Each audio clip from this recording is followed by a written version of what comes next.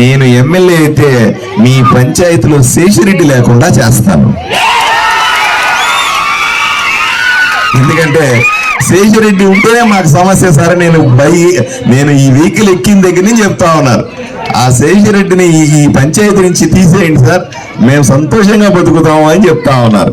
So Seshi Reddy, ఇదేం పనులయ్యా నీకు? ఎన్నో పనులు, ఎన్ని దొంగ పనులు ఎందుకు చేసావు నువ్వు?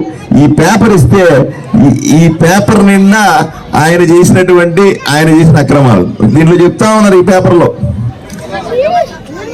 ఇక్కడ జరిగే ప్రతి దాడికి ఈ శేషిరెడ్డి కారణం అంట.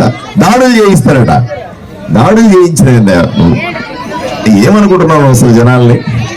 నువ్వేమైనా ఎక్కడి నుంచి ఊడిపడినావు అనుకుంటున్నావా? శేషిరెడ్డి ఒళ్ళు జాగ్రత్త. నేను ఇంతకుముందు లేను కాబట్టి నీకు నచ్చినట్టు చేసినావు.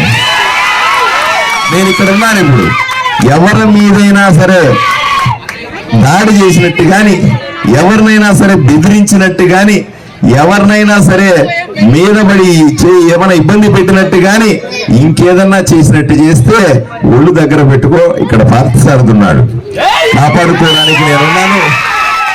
ఇబ్బంది పడాల్సిన అవసరం లేదు. ఈ రోజు ఆ మనిషి గురించి మర్చిపోయి ఆ మనిషి విషయాలను నేను చూసుకుంటాను. మీరు ధైర్యంగా ఉండి, మీరు భయపడ్డం మానిపోండి. అయ్యా నేను ఒకటి చెప్తాను చూడండి, నేను ఒక సరదాగా చెప్తాను. మనం రాత్రిపూట పోతా ఉంటాం, సంతోషం. అయ్యా Bharatiya Janata party, Telugu Desam party, Janasena party 3 పార్టీలు కలిసి నన్ను అభ్యర్థిగా నిలబెట్టి నేను ఇక్కడ ఎమ్మెల్యే పోటీ చేసే అవకాశాన్ని ఇచ్చారు. మీ అందరికీ కూడా ఈరోజు ఓట్లు అడిగే అవకాశాన్ని నాకు ఇచ్చి మీకు సేవ చేసే భాగ్యాన్ని ఇచ్చారు. ఎందుకు ఇప్పుడు చాలా మంది నన్ను అడుగుతారు, ఎందుకు ఇంత కోపంగా ఉంటావు, ఎందుకు ఇంత ఆవేశంగా ఉంటావు? మామూలుగా మాట్లాడచ్చు, అందరూ సౌమ్యంగా మాట్లాడతారు, నీకు మాత్రం అంత ఆవేశం ఎందుకు వస్తుందని. నా ఆవేశానికి చాలా కారణాలు ఉన్నాయి. నా ఆవేశానికి అన్నిటికంటే ముఖ్యమైన కారణం ఏంటంటే ఈ ఊరు పాడైందని. ఏ ఊరైనా సరే బ్రహ్మాండంగా ఎదిగింది. మీకు అర్థం కావాల్సింది ఏంటంటే విశాఖపట్నం ఇప్పుడు మన రాజధాని అని చెప్తా ఉన్నారు. అలాగే కాకినాడ పెద్ద సిటీ.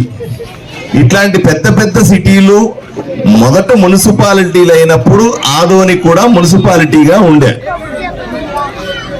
కాకినాడకు పోతే మీరు అసలు నోరు వెళ్ళబెట్టేస్తారు.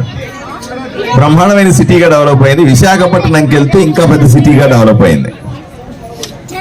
ఆదోని ఏమైంది?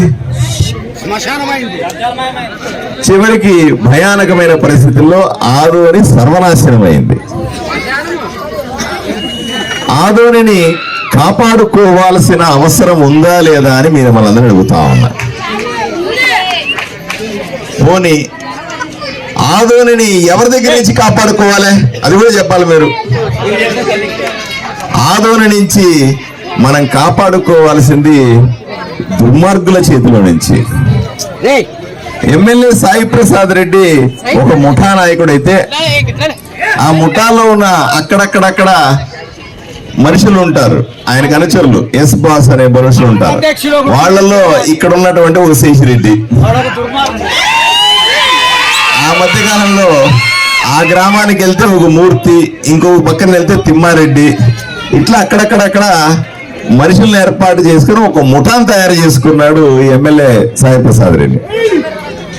ఏమన్నా అంటే ఎమ్మెల్యే అంటాడు నేను స్వాతిముత్యము, నేను ఒక పెద్ద స్వాతిముత్యం, మా ఇంట్లో ఇంకో చిన్న స్వాతిముత్యం ఉంటుంది అని చెప్తా ఉంటాడు. వాళ్ళు చెప్తారు మేము 1 ఇంచు స్థలం కూడా మేము కబ్జా చేయలేదు అంటారు. నీ చేత్తో ఎవరన్నా మీకు నవ్వు వస్తుందా లేదా?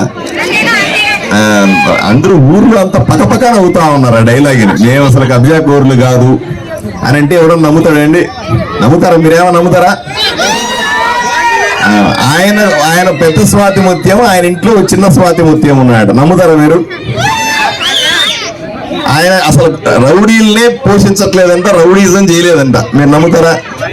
చెప్పాలి మీరు, చెప్పకపోతే నాకు తెలియదు కదా. ఆయన గూండా కానే కాదంట.